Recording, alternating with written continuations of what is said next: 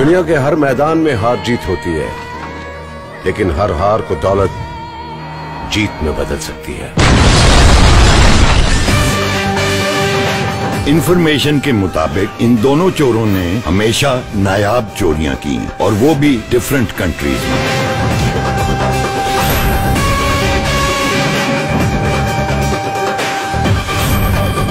मकाम जितना भी ऊंचा हो, उस पर चढ़ना उतना ही मुश्किल होता है।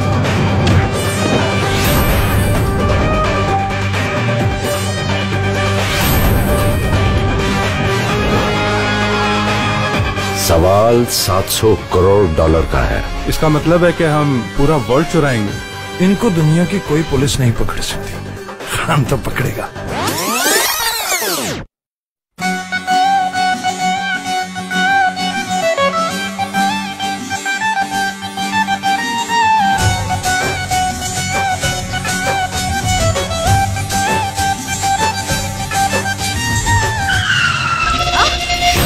$700 करोड़ हासिल करने हैं तो उस औरत का पीछा छोड़ना होगा। अब ये चोरी मुझसे मेरा बाप भी नहीं करवा सकता। अब ये चोरी तुमसे तुम्हारा बाप ही करवाएगा। जो धोखे से वार करे उसे डॉन कहते हैं, और जो सामने से वार करे उसे खान कहते हैं। चले जाओ यहाँ से। तमीज से बात करो।